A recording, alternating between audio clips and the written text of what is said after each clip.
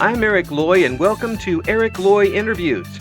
On this podcast, we talk with folks from the VTuber community on their channels, their talents, their stories, where they come from, and their plans for the future. We are joined by Artorias Winchester. Hi. Hi there, and good now to everyone listening. Hey, I'm glad to have you here. Please introduce yourself to everybody. Good now, everyone. I hope this finds you well.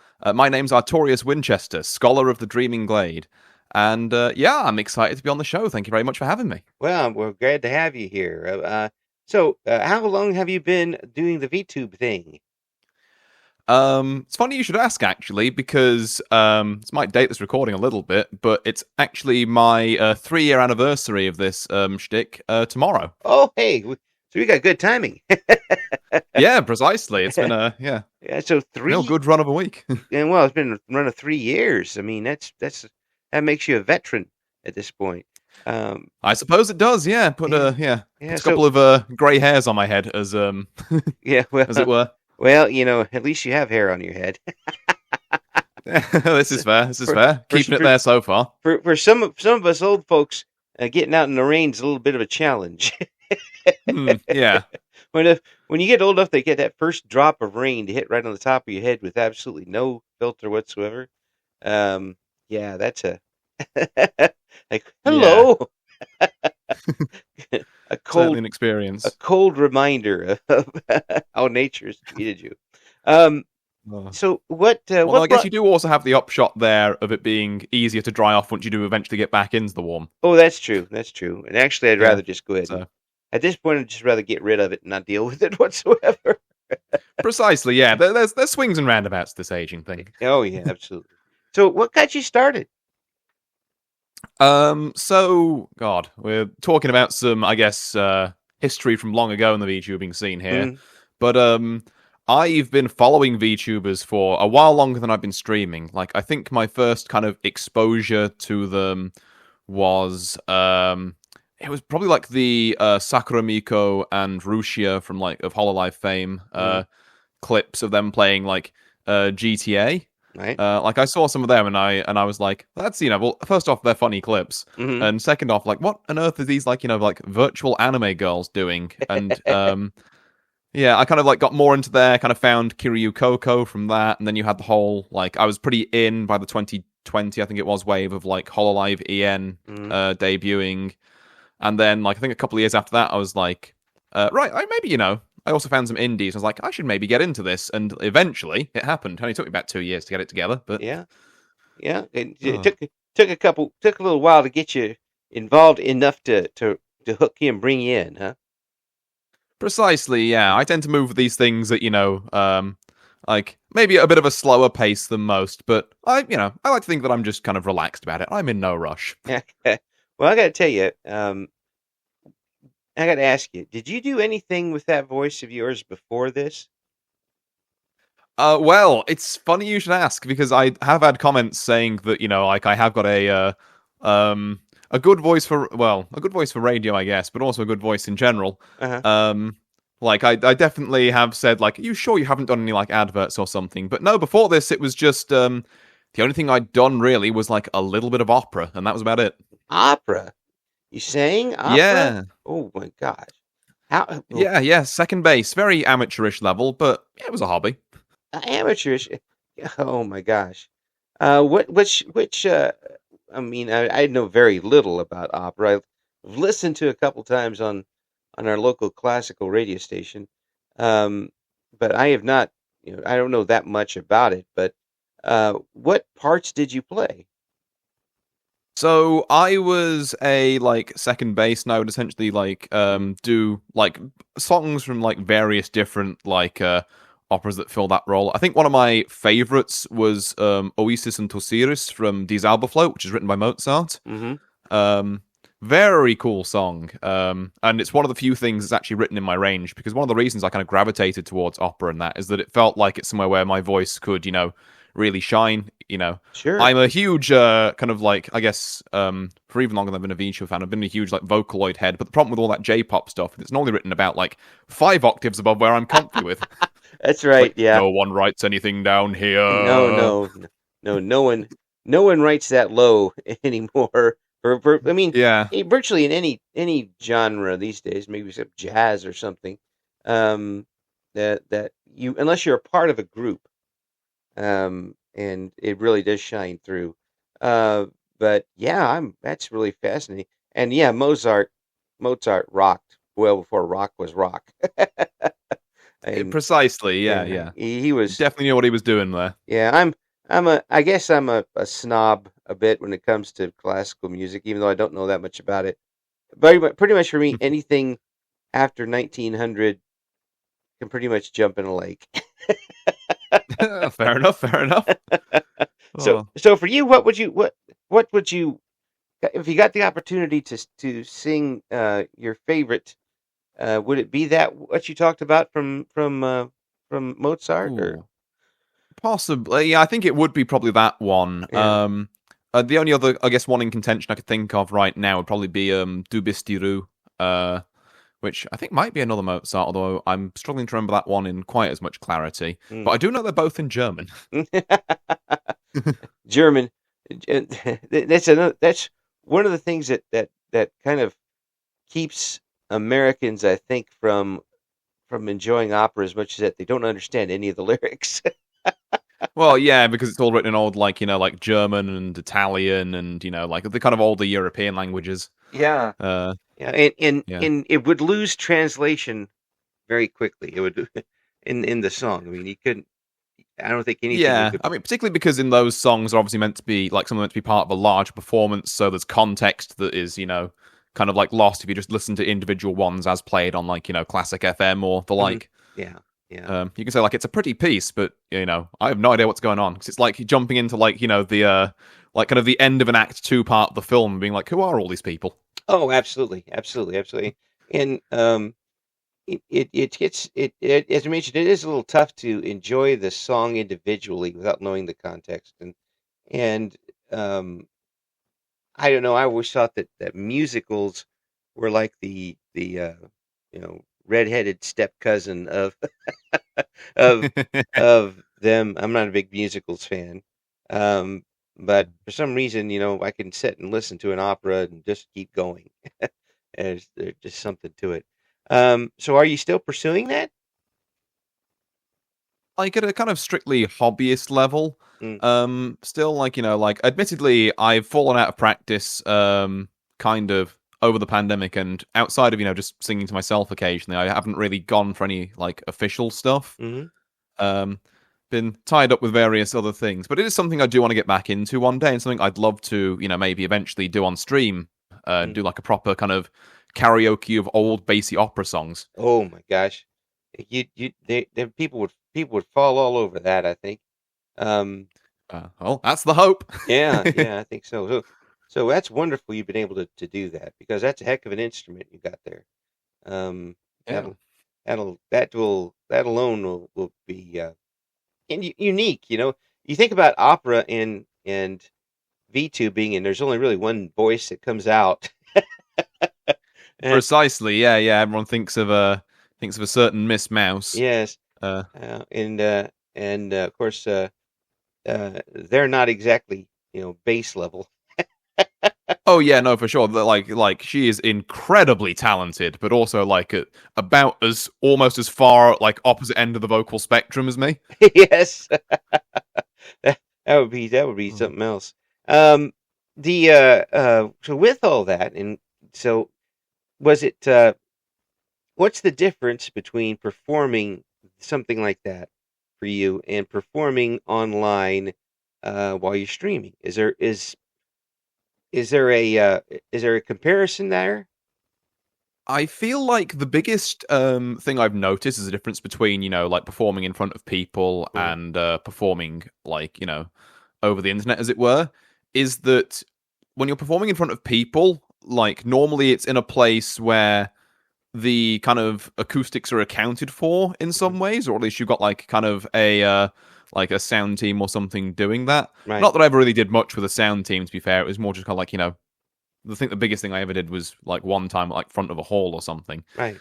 But like I can sing and I can be like, okay, that's roughly how I sound. Whereas when I'm doing stuff through the internet, I've got a bunch of tech and Mm. various different kind of mediums to interface through on that. So sometimes I can sing a bit. I can think, yeah, that sounded all right. I can listen back to it and be like, who is this guy? Yeah, I've done that a lot, and usually I just try to say that if I make a mistake. Like, "Oh, I don't know that guy, that's me." um, Yeah. Somebody else jumped in on that part. Uh, the the not being able to hear your own voice properly, or hearing your voice a little differently, is something that people struggle with a little bit the first time they hear themselves, because it is different. It is a little different. Do you have that with you? Do you I mean do you listen back to your voice and hear something different? Um, it depends on what I'm doing. I think I can listen back to myself, like, because I've obviously done it a ton for like at this point for scrubbing through, like VODs of streams for clips and that, and Oh I'm yeah, yeah. happy with like my own voice as I'm talking. But I always think when I'm singing, it's like there must be a way I can like, you know, tune this slightly better so that it reflects more what I'm hearing, like, like outside of outside of the mic, as it were. Right, right, right. Yeah, there's always Yeah, it's I just one of the things I'm sorely missing. I think at the minute is kind of an understanding of audio tech because I've well, got the basics down, yeah. but that's basically the same basics I had 3 years ago. I do need to kind of rank up in that department at some point. Yeah, yeah, there are things to consider, like soundproofing a room or something along those lines, and it doesn't Hmm. that really doesn't. People say, "Oh, it's going to cost a million." It's not really going to cost that much to do that. You just there are bafflers you can get to put up that aren't very expensive at all, just foam bafflers, and that will change a lot. Especially, I think with your voice, it would, because mine is a little mine is quite a bit higher than yours overall, but it can get down a little bit. Um, and a regular Yeah, yeah. mic as set up is just about the way I need to do it. Have you had to get a more expensive microphone to cover your lower voice? Again, it's one of those things that I might want to look into. At the time, I kind of just like when I started streaming, I was like, we're just gonna have the bare bones that gets us going because Hmm. as I think a bit of advice that I really took to heart when I started. Even though it took me a while, is like the most important thing you can do to start streaming is hit the go live button and worry about like the finesse of it later. Oh yeah, But absolutely. like I say, 3 years on, I think I've definitely done that bit. I need to start worrying about the finesse. But Well, I mean, the microphone thing is something that strikes everybody. I think very quickly. They go out and buy a giant microphone, and they don't know enough about how the microphone actually works. Um, for some folks get a general microphone. Oh my God, no! yeah, They hear everything in the room except them, and the dynamics are pretty odd. And for someone like yourself, who I mean, you're right down at the lower end of how a regular microphone would be. Something with a lot more dynamic range might be good for you. In the meantime, I mean, it doesn't. It sounds great right now, but if you thank you kindly. if you want to get down into the real low, the it too, I'm and getting all the way down there. I see. I yeah, I, I see you. yeah, yeah, you get down in there. Then you might want to get a little bit more set up, but it sounds really good now. Now, sitting down at the table and or wherever you're at, turning that microphone on and starting to go. Did you, even though you've got a little bit of experience in front of people, were Hmm. you were you a little nervous going in? Were you settled? How did it go? Oh, for sure. Yeah. No, I definitely had the kind of like first stream jitters way back when. I think I do still have my debut stream up on YouTube because I think I took a maybe slightly unusual approach in that I started streaming on YouTube and then about a year in I started multi-streaming to YouTube and Twitch at the same time. Oh, So I was a YouTube guy before I was a Twitch guy. yeah, yeah. It's and But there yeah, there are little differences between the two for sure. Um, yeah. yeah. It. But Uh, that first stream was definitely like I think it's still recorded on my channel, but you can definitely tell the jitters and the scuff are there. I think I'm much more polished nowadays, as you'd hope, really. yeah, and um, it is a question of just getting used to how the car drives, so to speak. Hmm. when you settle in. But after 3 years, I imagine that no matter your setup, you would get very comfortable with it at that point. Yeah, for sure. And that's if you're comfortable, then the audience will be more comfortable, I think. Precisely, yeah. Yeah, It's all and about kind of just chilling out and having fun. absolutely, absolutely. Yeah, it's and you've still got to have fun doing it. So when you're figuring out what you want to do on stream, are you doing that for yourself or are you doing it for what you think the audience will like? So because obviously when I picked this up a while ago, even in 2022, that was when people were saying like, oh well, VTubing is a very saturated market, and I was like, well, you know what, I'm just gonna do this as a hobby for me. Hmm. I've got, as far as I'm concerned, I've got one person in my audience, that's me, and if he ain't happy, I'm not streaming it. Well, yeah. I mean, it is a personality driven thing. I mean, yeah, you've got a great voice and everything, but if you came on like I don't know, a post, just blah, blah, and not say anything, people are still going to drop off and not hang on and not come back. Um, but Precisely, yeah, and it's yeah, why I've always kind of streamed stuff that I've liked or is very passionate to me. So one of my um, early taglines that I still bust out now and then is that I stream the fine and noble arts of drinking, fighting, and gambling. By which I mean, I like making cocktails, like a bit of mixology, as it were. yeah, Um, I like playing cards, not for actual money, but just for MMR. yeah. Um, yeah, strictly advise don't gamble for actual money unless you know what you're doing. No, Everyone. no. And fighting is in fighting games. I'm a pretty huge fighting games aficionado. Mm. So, which games are you likely to be streaming when I watch? So like I say, you can normally expect some form of fighting games. There's a game called Grand Blue versus Rising, which is my main one at the minute. But you Hmm. could see some Street Fighter. You could see some Under Night. There's that new League of Legends ones, 2XKO, that I've been streaming a couple of times. Hmm. Other than that, there's bits of variety stuff in there. I've obviously got bits of gambling in, like I've got some poker games on there, and I've got some mahjong games on there, which is gambling adjacent, so I count it. Yes. And I haven't done as much of it this year because of other kind of projects, but I'm looking to get back into my cocktail making streams where I pick a VTuber and then I'm like, okay, what drink could I make for them based off of their vibes? It's kind of like that one. I'm not sure you've heard of it. There's like this one bar in Japan, I think, where you can bring like a trading card and they'll make a drink based off of it. Uh, I do that, but for VTubers. that is that. Well, that's a heck of a concept, isn't it? I think that's a concept that will work in Japan, but not so much anywhere else. Yeah, it's a unique one, that bar. Yeah. Uh, But like I say, I try and build it out to just people over the airwaves. It's like, hey, do you want to a cocktail based on your favorite streamer? I can probably whip something together if you give me a week or so. oh my gosh. So, are you a pro mixologist or amateur mixologist? Again, we're looking kind of very amateur hour here. I am, I enjoy mixing stuff together. I think what I make tastes good. Hmm. Um, and I'm pretty proud, definitely, of some of the drinks I've made in the past on the stream. Yeah. But I would know, I've been by no means call myself a bartending professional or anything. So, what have you mixed up that you thought was going to be just nasty and ended up being good? Ooh, that's a very good one. It's the one I didn't think would necessarily work, and it did. Yeah. I suppose, if I had to pick one, I was very hesitant when I started of I think it's a kind of, I guess, a family of drinks, which is on a couple of different variants on, Right. called a gin fizz. Hmm. Um, Particularly like a Ramos version of that, where you have gin and then you have an egg white, just like a raw egg white, and you shake that in there. And I was like, why am I putting raw egg in things? That seems like a really bad idea. Yeah. No, beautiful actually. Uh, Like they're a pain to make because you need to shake them for like about 20 minutes or something ridiculous to really like break that egg in there. But once you make them, it's the smoothest thing you'll ever drink. oh my gosh. No.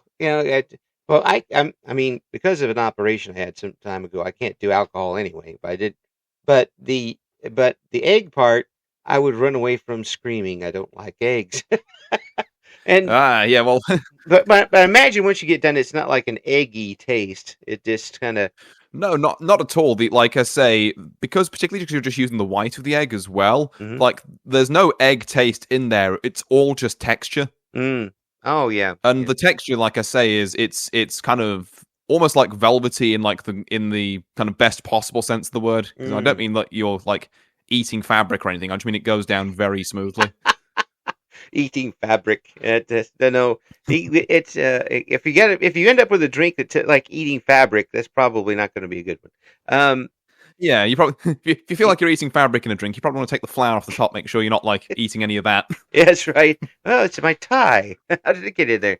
Um, the I watch a channel, the Try channel, every once in a while, Hmm. on YouTube, and they have some folks from Ireland who sometimes try all sorts of ridiculous drinks to get, among other types of things. But some of that stuff that people come up with, I don't, like mayonnaise, and which would be, Oh, but yeah. let's look at that though, because you just talked about eggs, and mayonnaise is basically eggs. So Yeah, eggs and some change, I suppose. yeah, and they say it does take kind of the edge off the drink a little bit. So, but when I look at this stuff, these guys just like before they even take a sip.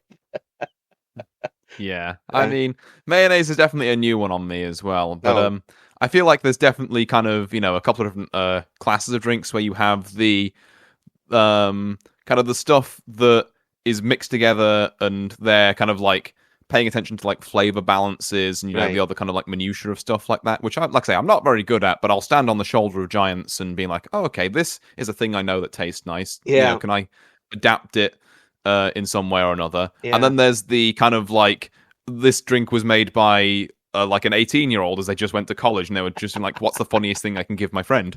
Well, I can tell you this: when at that age, and when I was running around with guys, there weren't a lot of mixed drinks.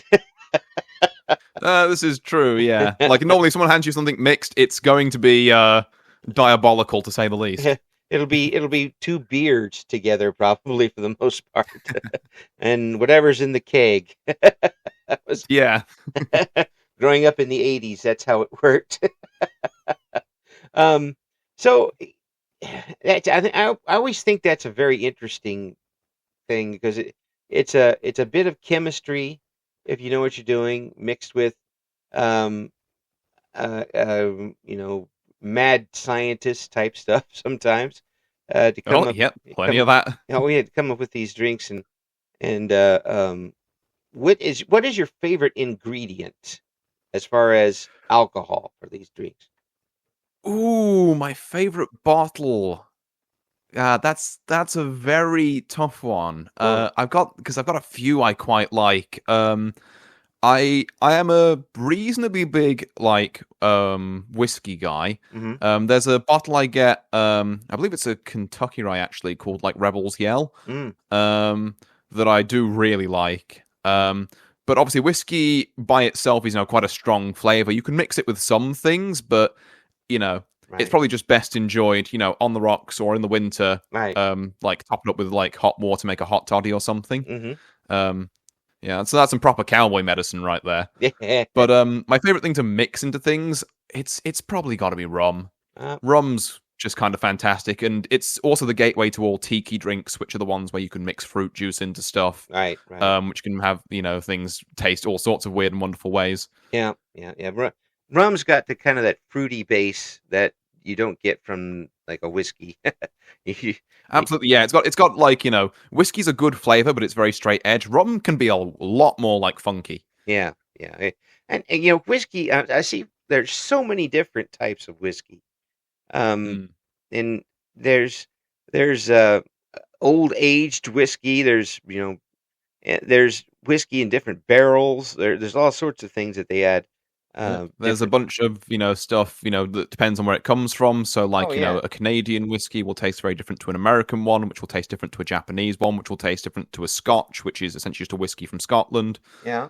Uh, I guess Polish whiskey you is know, pretty wild. Ooh. Yeah, I only have one bottle of something Polish in yeah, my cabinet downstairs, and it's called Spiritus, and I use it very sparingly because it's 97.5%. that's right. Yeah, they just Yeah, Poland don't play when it comes to comes to that they really don't know. Yeah. stuff. Yeah, it's like why does vodka uh, burn when you drink it? Well, it's because when they're wherever they get it at, the temperature is well below freezing. That's what Yep. keeps them going.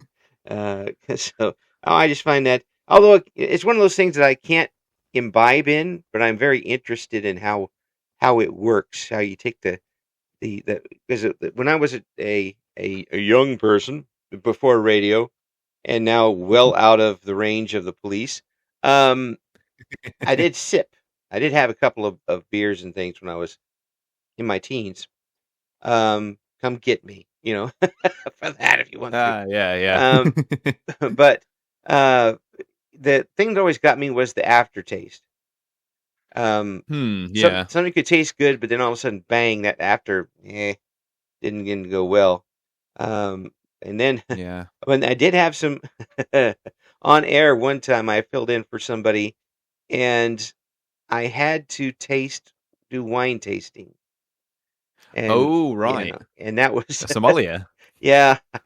I had a really good headache by the time we were done. I mean, and Oh. again, the what got me was the aftertaste. The first bit of taste was one thing, but like afterwards. Yeah, I mean, I definitely find that like I'm definitely with you on the like beers front with the aftertaste because I'm not a huge like beer person myself, particularly Mm, not in like physical bars because I find that like even ciders, which I normally find like perfectly palatable, mm, for some reason, if you get them out of like the actual like taps they have at bars, there's just some weird aftertaste going on there yeah, that adds to the drink that I'm not a fan of. yeah. You have to be. But yeah, I love that non-alcoholic cider we get over here. Um, there's you got to be in the right mood for that. Um, yeah, yeah. yeah, and then when I am in the mood, I could drink it all day. It's, Yeah, it's just one of those ones you have like a nice kind of like crisp summer evening or something, and it's mm, just like one of those things which like I just want to have like a good cider and just sit out on the porch a bit. It's like mm, that kind of absolutely, vibe. absolutely. So that's interesting stuff, and you do that online, mix online. I do, yes. Ah, wow. So like I say, there's well, it's a bit of a tech circus again where I've got like a hand cam showing the drinks being made. I'll have a little kind of like couple of slides kind of sorted and ready to show what I'm going to be making, kind of how I came to the conclusion of how to make this specific drink. Yeah. Um, and yeah, I'll make it on stream. I'll give some tasting notes, which by the like second or third drink, it get more or less coherent, depending on how strong the first one was. But the Yeah. the thing with those types of things is by the end of the stream, you're kind of a little bit when we say um Inebriated, yeah, shall we okay, say? I'll let you say it. Yeah, yeah. Well, there is always a reason why I did those streams on a Saturday evening because That's yeah, it's like I'm not going to waste any alcohol. I'm going to finish both of these drinks, but there's no way I'm doing much the next day. yeah. Wow, that is great, and that's very. It takes a lot of talent to do that. You have to you have to have the experience of it first because you can't just walk in and throw stuff together because Oh yeah, I have to admit I'm definitely not nearly good enough to just kind of like walk in and be like, yeah, I know these two will go together. There's normally like a kind of process for mm, a couple of weeks for each stream where I get an idea, I throw some like a very small version of the drink together, try that, and be like, yeah, this works or this doesn't, or it could use a bit of like this, that, the other, and it's a trial and error process, mostly error. just to again the mad scientist sitting there with a little bit of this poof. Okay, it's gonna work. Yeah, precisely. So that's a cool hobby and so is there anything else that you've been doing besides those? I mean, good gravy. That's more than enough to keep people entertained, I think. Well, yeah, like I say, so I've got that, and my other kind of the main thing I do on my channel is a lot of stuff about fighting games. Yeah, Like I say, I'm a huge fan, aficionado of that. I've been playing them for a very long time at this point. yeah. Not as long as some other people in the like fighting game scene, mind you, Mm. but long enough in how would I say this? Long enough, particularly if you think about the lifespan of the average VTuber. Yeah, We'll go with well, that. that's true. That's true. Long enough to not be completely overwhelmed when you first get on the field. Oh yeah, yeah. I know someone who I might or might not be related to, and I am. Um, I Mhm. watched them jump in one of those games, and I'm not sure which one, where you jump in and you become a part of a team. Um, in Oh yeah, yeah. yeah, in fighting games, and he would basically spawn in, shoot randomly into the air a couple times, and die. It's a classic, yeah. Particularly with like fighting games having kind of such a learning curve to them. Hmm. But in fairness, I say such a learning curve. I feel like in some ways I'm doing the games a disservice by doing that because, Mm. well, yeah. If you want to get good at anything, if you want to get good at like a first person shooter game, that's got a learning curve to it. Like have you ever tried playing Counter Strike? The thing I can't. Oh I do yeah. not have the reactions for that. Oh yeah, yeah. Oh. That's a big thing for me. Getting old, and my hands don't work nearly quite as well as I did when I was half this age. And for me, getting into a game like that wouldn't be very easy at all. Uh, when you don't have the twitch muscles like you used to, Yeah. and your eyes don't focus like they used to. It would make for a very tough time to enjoy a game like that. I think I enjoy watching them, so that's one thing. But actually playing them for Yeah. hey, an old timer like me is a little tough um, to do. Oh, for sure, yeah. And Yeah. yeah, that's obviously like very valid. Like I think watching them, particularly once you have kind of an understanding of like how they work, Hmm. um, is kind of a joy in itself. I mean, need I say, there's the big fighting game tournament. Well, there's several fighting game tournaments every year that are always like kind of a joy to watch for various different games. But like, there's the big one every year. I think Hmm. it's held in LA called Evo. Oh yeah. Um, which yeah, you might have heard of it, but yeah, huge lean viewership on that, and like kind of a lot on the line for the players there. Mm. I always tune it. Well, I always try and tune in to at least a bit of that one. I'm normally terrible for catching like online tournaments. I'm like, oh yeah, I should watch that in case there's anything someone else is doing that I can like steal for my gameplay. Right, right. Uh, Well, and for your I time, normally I'm just hopeless at catching them, but yeah. Well, time zone does make a difference. this uh, is true. Yes, I yeah, am also across the pond from most of them. yeah, yeah. So I'm lucky with these interviews in that I have like the noontime. It's noontime for me. It's like six in in the evening for you, isn't it? Yep, it Right now. is. It is getting on for between 6 and 7. Yeah, you're right on the GMT line at this point. Um, Hmm. and I can interview folks from the UK and Europe at about this time, and it's pretty good time for them. And then I get back to home around midnight my time, which is pretty good for the folks in the Pacific.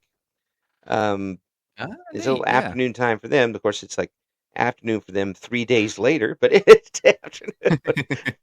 I, I interview them to find out what's coming up for me. You're in the Yeah. future. Tell me what's going on. No, I've definitely done some of those type of collabs with some of my American friends before, and it's just been like, okay, so I guess they all get off work and they are ready for about like 5 or 6 in the evening. And I'm like, that's 3 a.m. for me, but I guess that's what we have to do. That's right. That's right. It does make it a little tough. But with that, where does your audience generally come from? Do you know?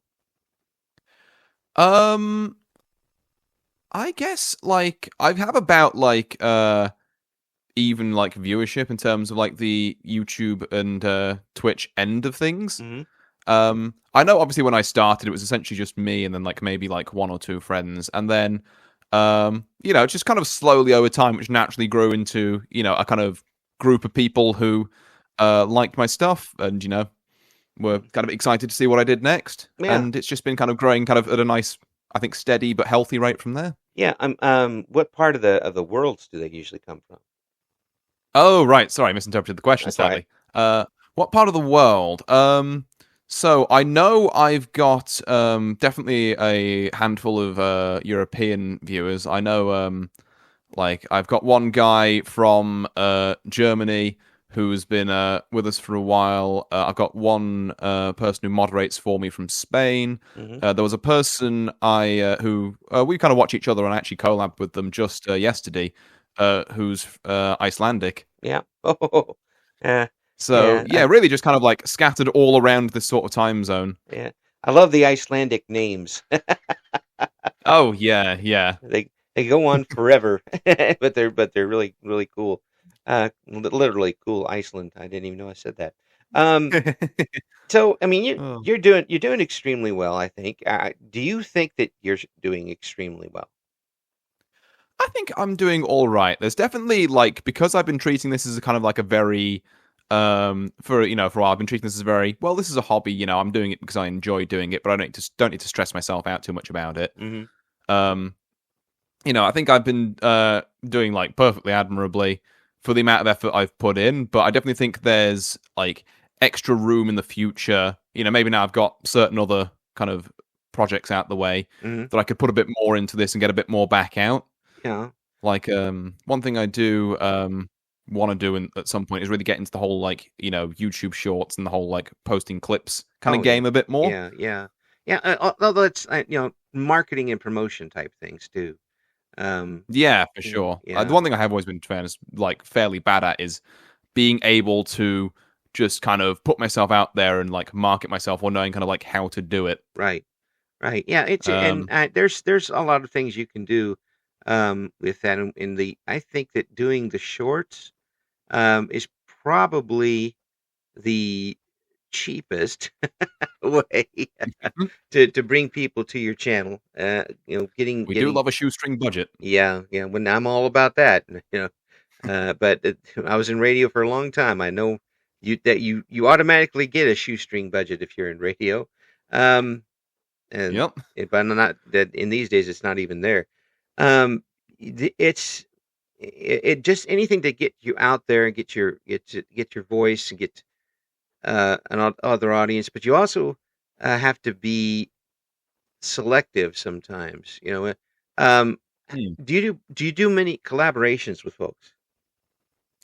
I've done a handful here and there. Yeah. Um, so like as I say, actually one I did very recently on a Tuesday was teaching a VTuber by the name of Morgana how to play mahjong, Mm, uh, which was a lot of fun. yeah. I've done like other ones in the past. There's a VTuber I know who kind of set up a kind of Minecraft server Mm, for like a bunch of streamers that she knew, and I got into that. That was a fair bit of fun. yeah.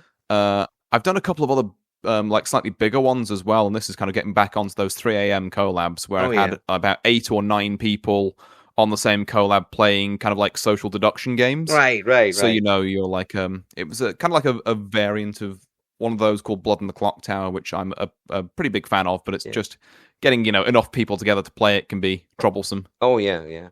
Yeah. And chaos. Yeah. Getting all that together. Um, I think that there's some VTubers that need to find out what their audience is, their potential audience is, and reach out toward them. Um, I mean, this scattershot approach will get you some, but a focused approach might be a little better. Hmm. And Yeah. it's not like everybody can go out and do market studies This on is true. Yeah. on who comes in, but if you but just a little bit more awareness of that might go a long way as far as audience. But here's the thing: there are millions of people who don't know yet about this and would enjoy it if they saw it. Um, so it's not a competition against any other VTuber. It's the competition to bring more people in general. Yeah, precisely. Uh, There's plenty of people who, maybe wouldn't even be in this space who maybe enjoy kind of like a British gent who makes cocktails and uh, is all right at the poker table and knows about fighting games, which look kind of flashy and neat. But or even if only like one or two of those aspects, I can Yeah. still cover some bases there. But it's just a case of like, how do you reach them? Yeah, yeah, that's the thing. There's always a Yeah, that's um the I tricky bit. I know radio. I don't necessarily know internet, but I mean I could throw a tip here and there when it comes to things. But the the poker part, what it is the Texas Hold'em? Texas Hold'em, yeah, I Yeah, do know how to play Omaha, but Texas Hold'em is my kind of the one I'm most comfy with. yeah, yeah. So are you? I'm not even going to ask. I was going to ask about how you play, but I'm not going to do that because that's not fair. Um, I don't. You don't want to tip as you're going on. But um, what is the most frustrating hand? Do you remember the most frustrating cards you've held and ended up on the losing side? Oh, most frustrating ones I've lost with. God, I mean, there's a lot to choose from, and particularly with a lot of those kind of like worse hands. Hmm. It's just a case of like like there's so many times I've been down to like the last two at a table and I've got pocket pairs, someone else has got like two suited cards. It's like, well, this is a coin flip then. I've just lost the coin flip Yeah, because they pulled like a straight or a flush or something. I have like my pairs haven't come through. right. Those are always a bit frustrating. Yeah, Particularly when you get that far into the game and you're so close to that first and it's just like, lost yeah. the coin flip after all that. Yeah, I remember watching on the television. Remember television, kids? I watched it, and and both of the last two left had kings, pairs of kings, and I'm like, this is first of all the math is just astronomical for something like that. Um, Yep. and they're betting against each other. They they have no absolutely nothing to do with the outcome of this. It Yeah. is it is It's it is I'm just saying. absolutely a dice roll or a coin flip at this point. Yeah, particularly if they've both got like the same like pocket kings. Yeah, It's so fun like seeing them bet into each other and just seeing the other one go like, but what if they have pocket aces? yeah, It's like yeah, what if they have the one thing that beats me? yeah. Or what if they have the straight or something that's on the table or Yeah. um that sort of thing, and they start panicking a little bit, and then if one of them folds and they see what happens with the other cards, they're just gonna scream. Yeah. Yeah, Or that would be, I mean, I know a lot of the bigger tables, a lot of the players like don't show their cards after a hand, but yeah. yeah, that's definitely would be the way to tilt someone for the rest of the game is just show them that you made them fold the exact same hand that you had, essentially. Oh yeah, yeah, yeah. But it's I wouldn't show them if I bluffed my way to it. I don't want to brag and say I got you with a 2-7. I Oh don't, yeah, yeah, no. Being got with the beer hand as it is yeah, yeah. yeah, I'm not gonna mess certainly with that so something. much. The sometimes the And I mean, flops, sometimes the flop sorry, card. Keith. Oh no, it's okay. Sometimes that flop card can really tear you apart, though. Oh yeah, yeah.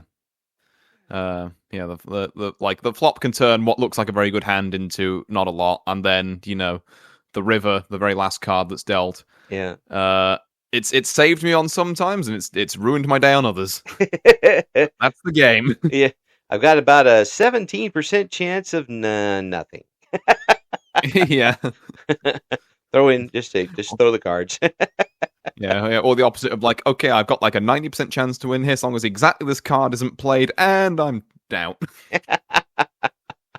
Oh. Oops.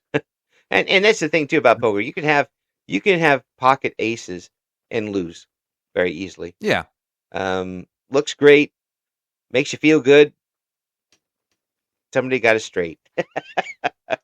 yeah, like I say, and a lot of poker, and it's kind of why I like it as well, is because once you get the kind of, even just a rudimentary understanding of like the odds of how good each hand likely, Hmm. like how likely it is to kind of make dividends, I guess. Right. Um, it's more about playing the players at your table Mm. rather than like working out the odds of each hand. Right. It's like it becomes less of how likely is my hand to win in any given scenario, and more well, they've done this. What do I think? Let's try and put them on a range. What do I think they could have based on that behavior? Oh yeah, yeah, and if you've got a table full of people and one's just a whack job, that's gonna Oh, that's gonna mess the whack job everybody is up. such a blessing and a curse. Yeah, yeah, it's like the guy who keeps throwing all his money at bluffs or just tilts at the windmill when you think he's like no one will keep betting that on that unless they really have something. And then you give up and then he does show his cards and he's got 3-6. Yep. Yeah. Yep. I'm like, oh, Oh. hey you. And there's a lot of kind of similarities that I draw from with like the kind of poker mind games and like just the exact same thing we've discussed there. Yeah. I'm kind of back to kind of my like pet project of fighting games because again, once you understand them, fighting games are essentially just like about 3 games of rock paper scissors played on top of each other.